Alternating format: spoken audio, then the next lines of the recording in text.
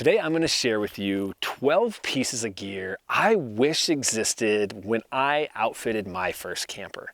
I'm going to break this down into 4 chapters: outdoor gear, organizational gear, towing gear, and internal components. This gear is going to range from like $9 all the way up to top dollar items. Many of you love your trailer, like I love my trailer.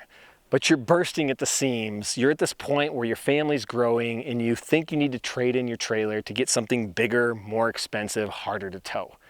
But sometimes it's just as easy as getting an annex room or a rooftop tent. But Brad Grant, you've seen him in the comment section. He buys us a lot of coffees. He's convinced me that these hammock outposts are actually a better route, and I now agree. This outpost, the metal you see, this goes up in 1 minute tops. The hammock itself, 10 seconds, because it's already pre-strung, ready to go. Now, yes, we can hang a hammock in the trees. We can go out into nature and find that perfect spot, but it's rare that you can find 2 perfect trees that are in the right proximity to your tow vehicle or your trailer. It's here every time, and the entire thing can be moved and place this wherever I want. It goes with me. And the beauty is it's just a little, essentially a ball hitch up here. So I can add an additional ball hitch here on the other side of the trailer on my tow vehicle. This hammock not only stuffs in its own bag, it hangs in its own bag. Meaning to put it away, all I do is put this back in, and to hang it back up, I rip this out and set it on here. And that's why I said it takes 10 seconds. This has its own ridge line in it if you're going to use the trees, but you can use this as well, which I think is pretty neat. I think when I do these walkthroughs of trailers, that's why I spend so much time on the external components. I think it's kind of hard to understand. People are like, show me the cabin. But once you get out here, it's this outdoor portion of the trailer that really makes the biggest difference. So let me show you some of my outdoor items. As you know, what sold me on this trailer was the hammock awning. This is replacing my galley kitchen. This gives me instant cover from the rain, from the sun. The kids can get under here quickly, take off shoes, sit in a chair while I'm setting things up because they're exhausted from that long drive in the tow vehicle. It gives a ton of space. They have a narrower version. This is the larger 7 foot wide, but they do make a 5, and it can even go out further. Not only is Iceco my favorite cooler because it does everything the high-end coolers do at an affordable or mid-range price, but on this build, I didn't have any other options. This is a bare bones trailer, like I said, and so the cooler had to go on the outside, and that meant I needed to have a weather-sealed cooler. I mean, I don't know if you can see all this dust. Inside, this can be dual zone, meaning fridge, freezer, vice versa. You can pull this out and make it one entire freezer, one entire fridge. But what I really appreciate on many of these fridges is they have these baskets. So I can bring these into my house, fill them up with my gear, and that means I don't have to take my cooler in and out. And then remember when I said this was inefficient in a previous video? Well, like a day later, you guys reached out to me and said Iceco changed their website. And they said if you change it to the eco mode, just like we all use on our Icecos, this is almost as efficient, just a little less than a JP40. Now, while this fridge is efficient, I do need energy to keep it running. Not only is this one of my favorite products because it's built right here in North America, but it is built strong and it's built light. So this is carbon fiber. This is Light Leaf Solar out of Canada. Those of you with stealth windows or stargazer windows, you can put this over that window during transit. Rocks aren't going to mess it up.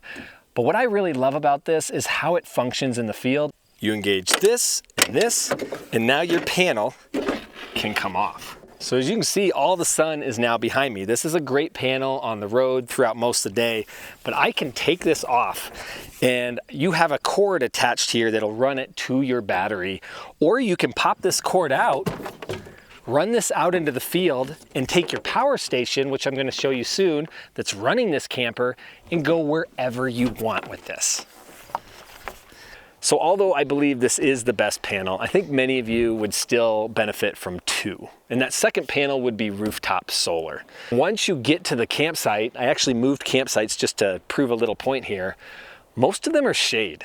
We like shade. Campsites are designed around shade. And if you have a regular silicone rooftop panel, it struggles in not only shade, but in cloudy weather. Well, if you've heard of CIGS panels, they are 15 to 20% more efficient in cloudy weather and in shade. Now you've probably seen Hobotech shooting up those Yuma panels from Bouge RV, or maybe you've seen Will Prowse on his golf cart. He also has CIGS panels. You know, most solar is designed for houses or stationary areas where they place it somewhere that's going to get a lot of sun. We don't really have that luxury. A lot of times the best places are the shaded places. So throwing up a little flexible panel that has an adhesive back, not only is it easy, but it's going to get you a lot more energy out here. I'm not quite sure where I'm going to put my bike rack yet. Is it on the tongue, on this platform? You know, I could put it in the back, but I probably won't. But I do know it will be a one-up bike rack. And that's because it's, to me, by far the easiest bike rack I've ever used in terms of loading, unloading, fitting multiple sizes of rims and tires. Yeah, this thing is ginormous. So Kelty has a couple of these Camp Galley bags, but this is the Camp Galley Deluxe. And why I am raving about this guy. Well, first, as you can see, it has sturdy support, so it keeps its shape when it's hung. So this keeps you really nice and organized. Everything has its spot. So I'm just starting to use this. I haven't even filled it up yet. And there is 3 giant sections up here. Then I have all my pots and pans in here. I have these big heavy duty large plates, my medium plates, my bowls, all my mugs, my coffee stuff, my Stanley, you know, that I bring with me everywhere. So this is gonna be a simple way of packing up quick, staying organized. This can go on other adventures. It doesn't have to stay with the camper, but all my cook gear is in one place. Next, I needed to come up with a system of organization. What kind of platform am I going to build upon? And just based on what you've seen on the channel, you're probably going to guess my platform will be based on a system of drawers mixed with a system of organizational bins. You probably haven't seen me using bins much anymore, and that's because I kind of neglected them. I didn't realize how great a bin was. Now a bin, what I do with them is use them only for items, a group of items that all come out at the same time. So if I have something like a headlamp that comes out at random times at camp, that will be in the drawer system that I'm about to show you. But a bin, each bin has a specific task. So this is my camp kitchen bin. And then, you know, I've been carrying these Plano bins for over 7 years now. They feel like the day I got them. I like how the lids keep it weather tight, but I also like how the lids have this, it's almost like a Lego pattern. And this allows the bins to stack on each other and they don't move. So when I'm in transit, all this stays nice and nested. As you can tell, I am in the future, new location, new setup here on the platform. And that's because I was really struggling to find that ideal drawer system. I put a number of modular systems in the tow vehicle, in the camper, on the tongue, and quickly I realized what I needed. Number one, I needed something that could come apart easy and move to different areas of the campground. Because again, each one of these are kind of organized like the bin. Each section has a function. But I also needed it to kind of stay together like this so I could use it all in one location. And what that does is now I don't have to dig into boxes or bins. I can open the drawer on any location here without having to take off this top to reach in. This also needs to be weather sealed and dust sealed because this is going to be on either the tongue platform here or back on the 2-inch receiver when I'm in transit. So I don't want to get to site and find a drawer full of water or dust. There are a number of these modular tool systems out there. So whatever you have, that's what I would use. But if you don't have anything, why I chose Tough Built Stack Tech is because they're just the most robust for this environment. This is not a tool system designed to be in your garage. This is designed to be out here in the elements. But the main thing for me, besides all the components and what it could do in terms of a robust system for the outdoors, it was that big ecosystem. So they have just a huge ecosystem of additional components that can go on here. So like this, I could use this for my fishing tackle. But in the future, I've realized if I get one more set of drawers or some sort of bin, and I put this guy up here, now this entire system can go right next to my table over here and be the exact height. And what that means is now I have a separate prep area, but easy access to drawers for everything I need at camp. I don't know how many of you have had this happen yet, but you secure your ball, or you think you have it secured, and this thing pops off. Or it gets so tight sometimes that I need a mallet to get it off. Once this happens to you a couple times or even once, all of a sudden you don't trust this anymore. And so an easy solution would be just getting an articulating hitch. That, once you put it in, you know it's in. It's either in or it's out, unlike this, which could be half in. But if you get an articulating hitch, then that means you're swapping receivers. I want to use my 2-inch ball for a U-Haul trailer, a motorcycle trailer, utility, and then this trailer. And so Todd and Carol introduced me to this. This is like 20 or 30 bucks. This coupler's from Kurt, but as you can see, there's no mechanism here to engage. All it is the pin is in or the pin isn't. If the pin doesn't seat, you know the connection isn't right. If the pin seats, you're confident going down the road. And so I pair this with a couple other items here I'm going to share with you, and I think it makes things a lot better. Now this can be bolted on, but as you guys know, putting a weld here is one more layer of protection, because you could have all the locks in the world, but if they just unbolt this and take it off, they have your trailer. I don't know if you remember this, but there was a time on TFL, we loaned them the Bean trailer with the Subaru that we were towing all around. And those guys took it out and said they were feeling sway. And I kind of responded in a video, and you know, they were new to towing trailers at the time. And it wasn't sway that they were feeling play in the coupler, play in the receiver, play in a lot of parts back here. And that's something you need to fix really quickly. So there's a new product I'm going to show you, but there's also the traditional way of doing this, and I'll show you too. So this is the Endo Hitch by Citymon. I don't know if you can see that here. I'm trying to get it focused. What this is basically your traditional 2-inch ball that goes in your receiver, but there's a mechanism here that pulls the pins out to lock it in place. And it has mechanisms to tighten everything up in there so there's no movement.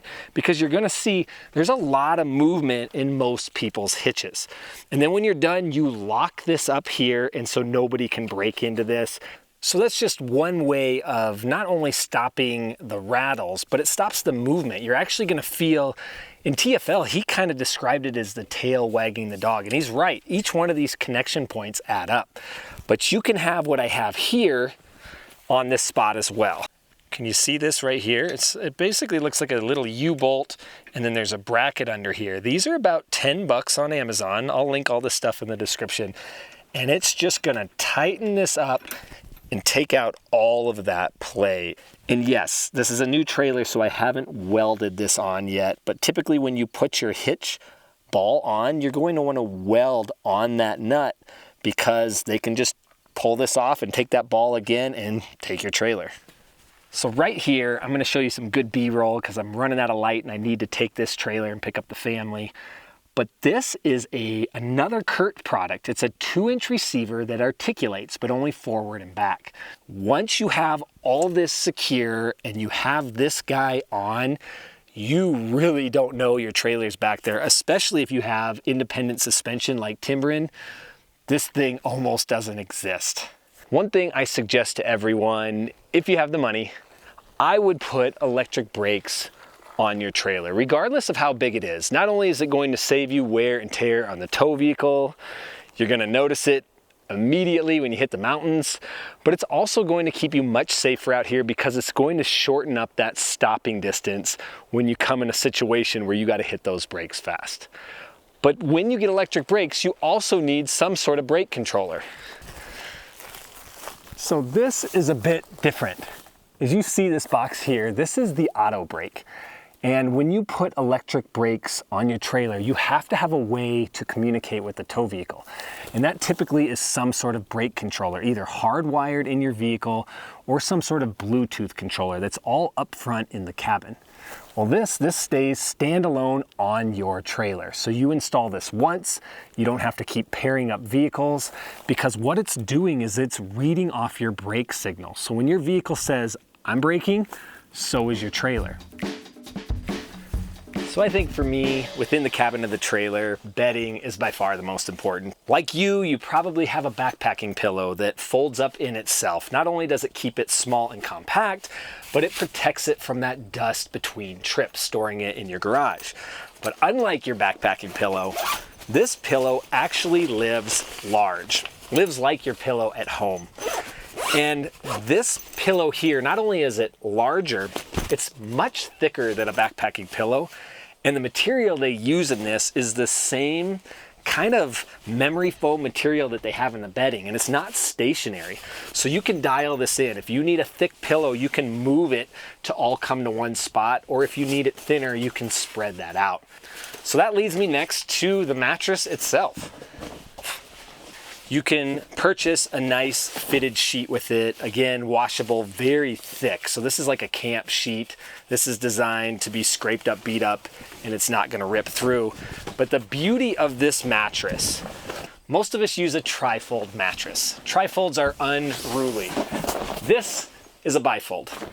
A bifold is going to allow you not only to bring this in and out of the trailer easier, move it around easier, but it gives you all this space easily during the day. And when I'm solo camping, this folds up, sandwiches in two, and this is my bed.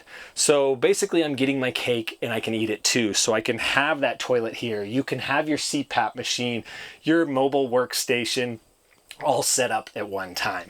And typically with any bedding, even something as high end as this, I'm gonna put a comforter like this over it and sleep on top of a thin comforter, and I find that makes just the perfect camp bedding. Gives it a little more thickness, a little more comfort. Now this comforter, this is what you guys are gonna like. This can go on any of your queen beds. I actually don't have it set up right now, but this end has elastic draw strap. And now that that's hooked down there, this thing can go anywhere. It's not gonna slide around because it's attached.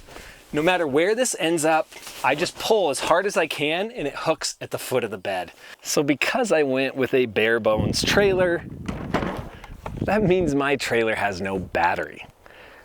What these run off are power stations, and I love seeing there's a lot of manufacturers right now coming out with bare bones trailers because they know we have a lot of these components, and what it does is it just keeps the cost down.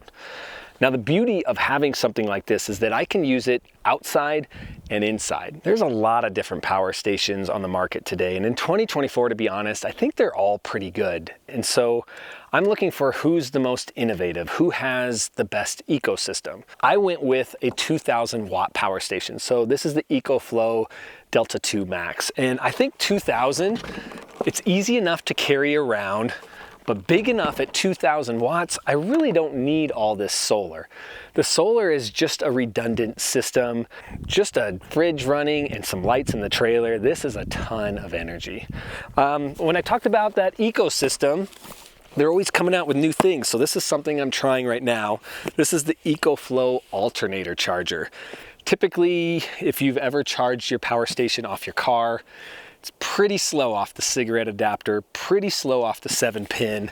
This is some thick gauge wires running off your alternator, coming out at about 800 watts. So that means a little over 2 hours and this whole thing is topped off. That's 8 times faster than your traditional car charging with anything else. So it's little things like this is why I think I'm leaning this way for this season, but you never know. Like whoever's the most innovative next year, that's probably who will be in this trailer. If you want a better camping experience, like I mentioned, being organized is the trick. I have a video here on the left that shows all our tips and tricks around staying organized in a small camper trailer. And I also have a playlist here of the gear that we find just makes camping a bit more enjoyable. As usual, stay safe out there, and we'll see you in the next episode.